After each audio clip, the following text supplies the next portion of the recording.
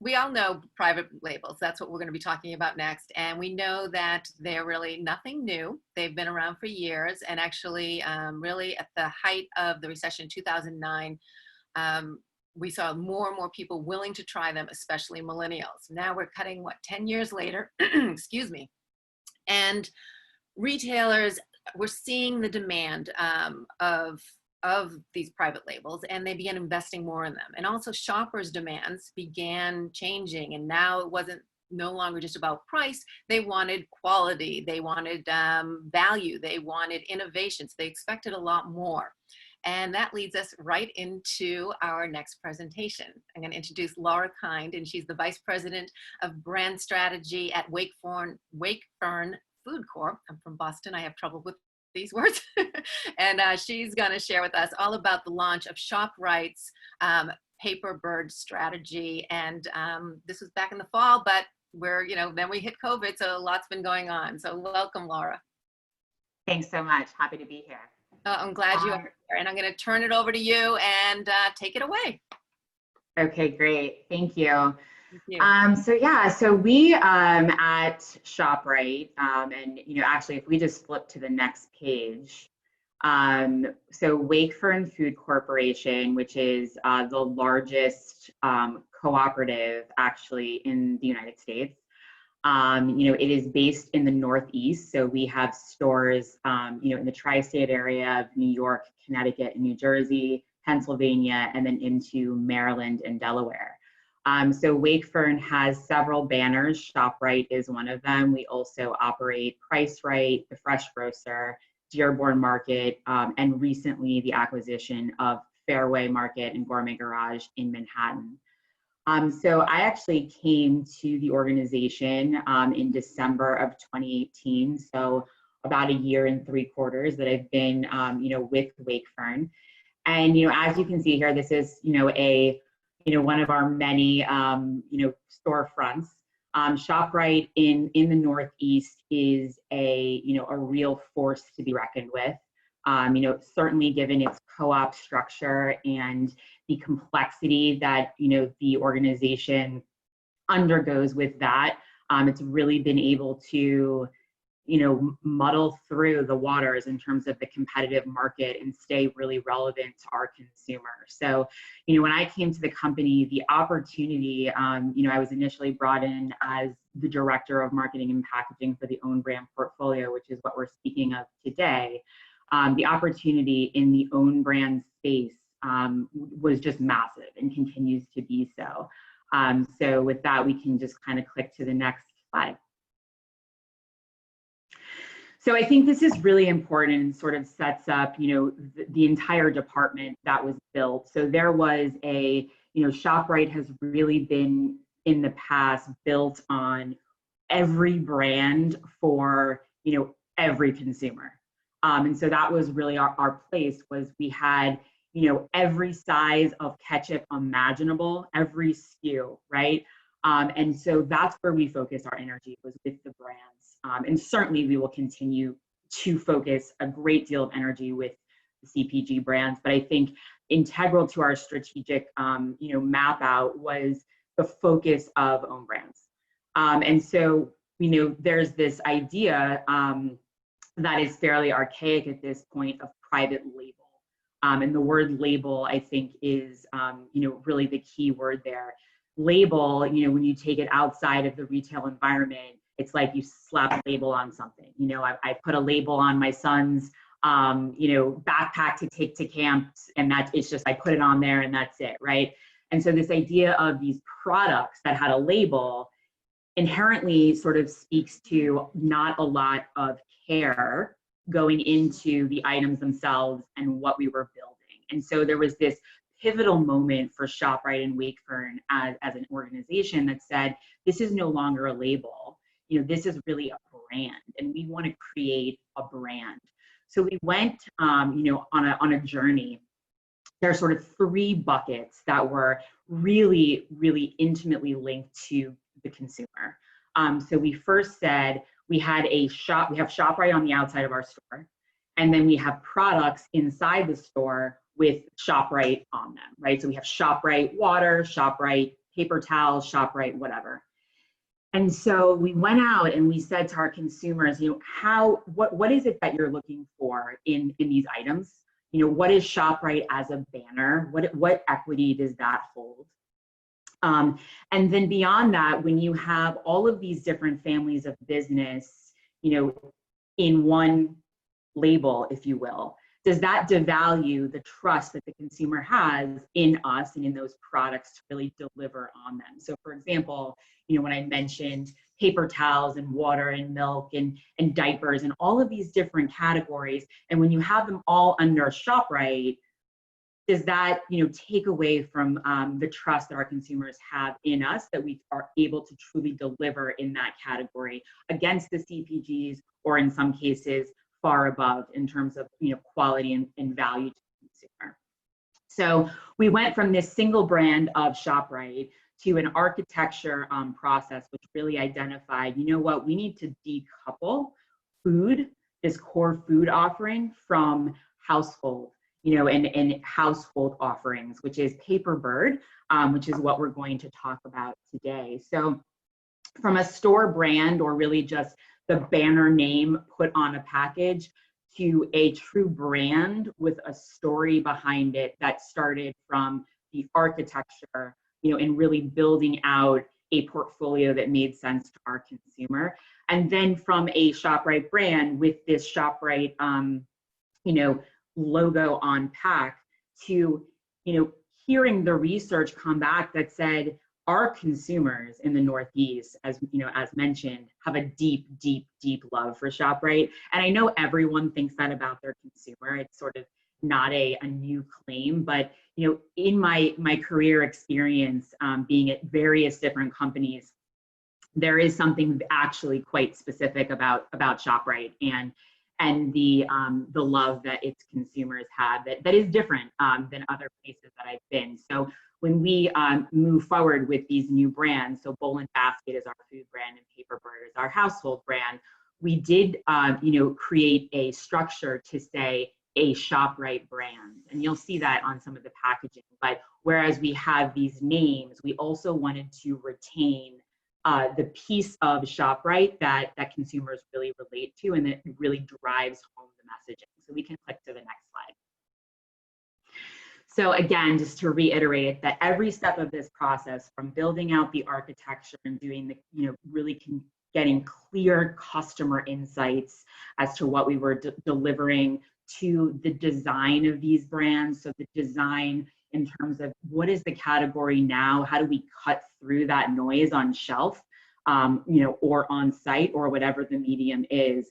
And then, moving into the work that we engaged Barkley on, our marketing agency, to say, okay, now we've got this architecture and this great pack, and how do we now take that consumer feedback and take it to a campaign that really continues to drive that message home?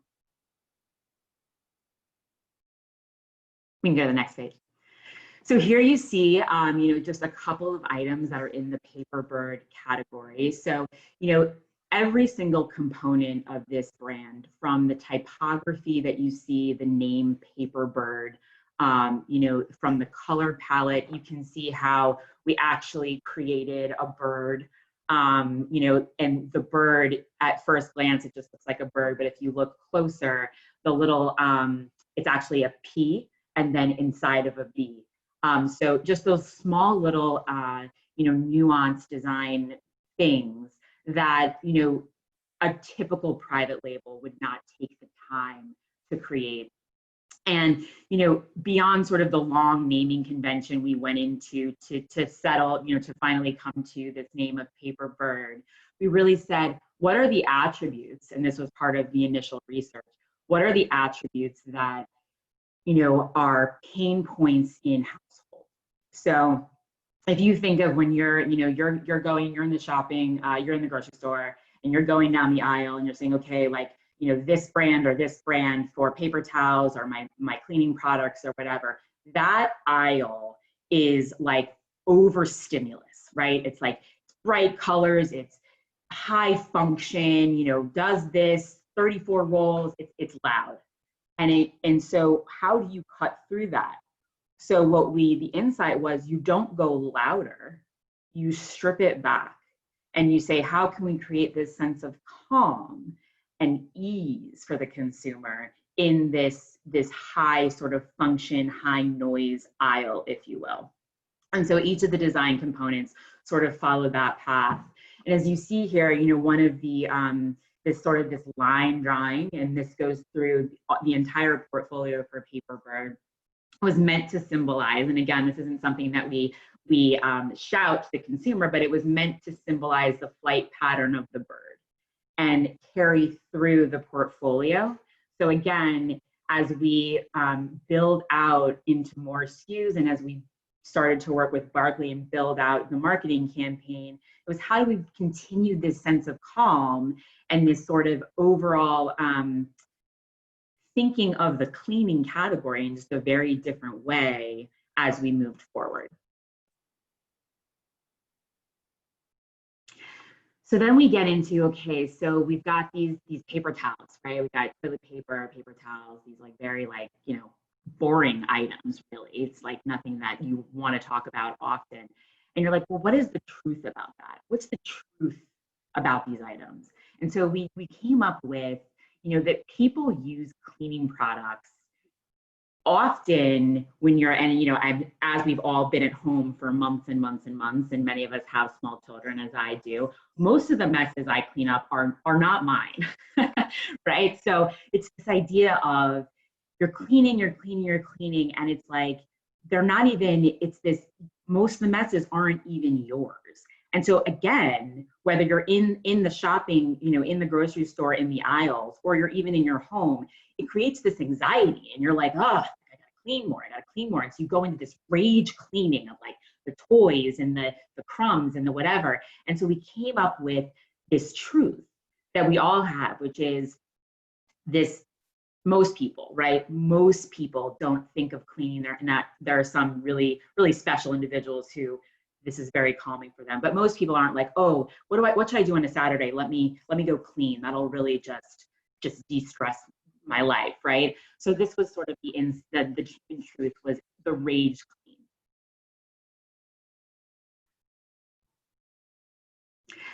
So from the insight of, clean people live in a world of unspoken transgressions, and cleaning products are a much needed lifeline, right? To the brief, to how do we really focus on this human truth and connect people in this boring category of products. So this emotional tension of this category that is just so focused on function and just has this ubiquitous nature of like nothing you want to talk about, to function to the opposite of like, how can we create this calm sort of de-stressing of this category. And with that, let's go into one of the spots that we created with Barkley that sort of speaks to this tension in a really palpable way.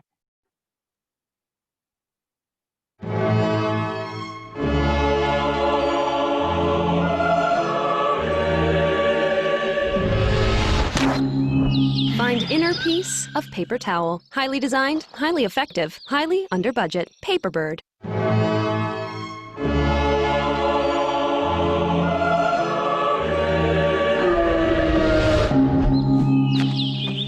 Namaste Calm. Napkin on. Paperbird. Clean in peace. Now at ShopRite.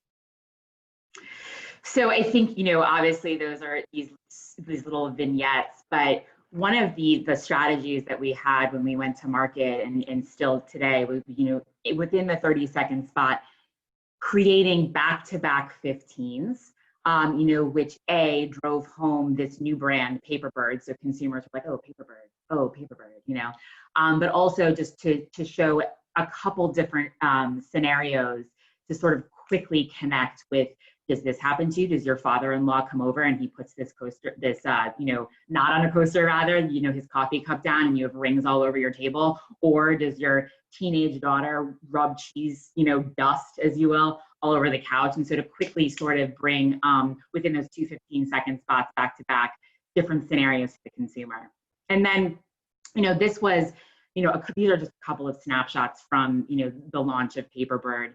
And I think what was really critical for ShopRite and for Wakefern was this opportunity to do a true 360 campaign.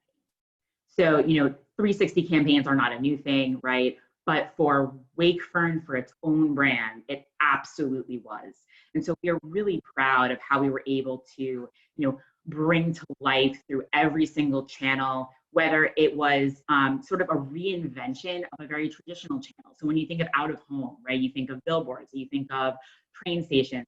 We really were able to, and one of the, in the bottom right corner here, you see this was the Hoboken train station, for those of you, in the tri-state area, or we had Philly 30th Street Penn Station sort of took that over.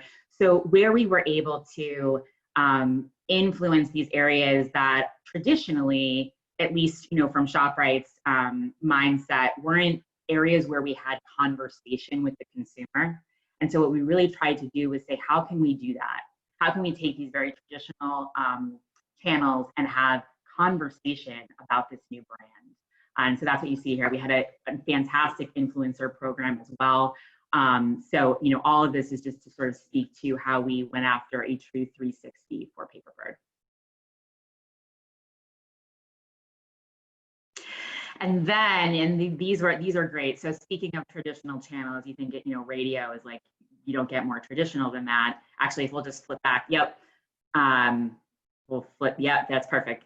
So, the radio is, the traditional of the traditional, but how do you make that great? How do you change that and think about that differently? And so when you think back to, the commercial spot that we just saw, and you probably didn't notice, but there's a point where the birds come in, right? And so it links immediately back to the package design. And then we started thinking, this rage clean. And so what do you do just in life, forget cleaning, when you have anxiety, right? Or you're spinning. And so enter the, fairly common at this point meditation app. And so we were like, oh, yeah. So I happen to have, as we probably all do, like 3 meditation apps on my phone. How do we integrate this idea of this meditation app and this sort of thing that's happening right now, which with what we're trying to do with the brand, and then put it on radio? So it's like, again, it cuts through the noise of radio spots and just really speaks to our consumer in a very different way. So we'll just play one of the spots that we put together.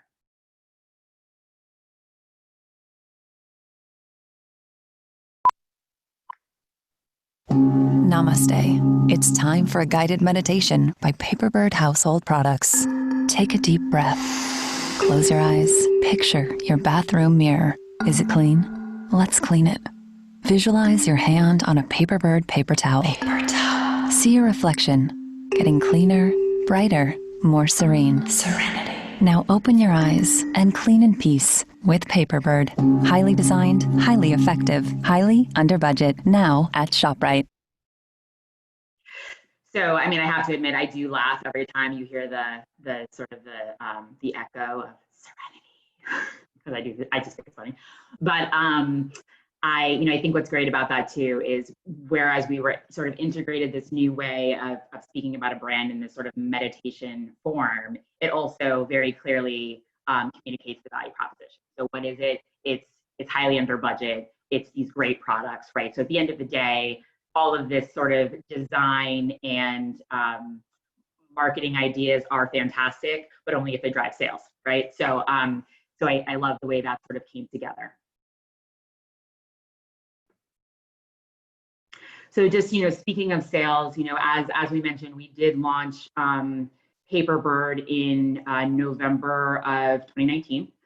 So, not a year, 9 months at this point.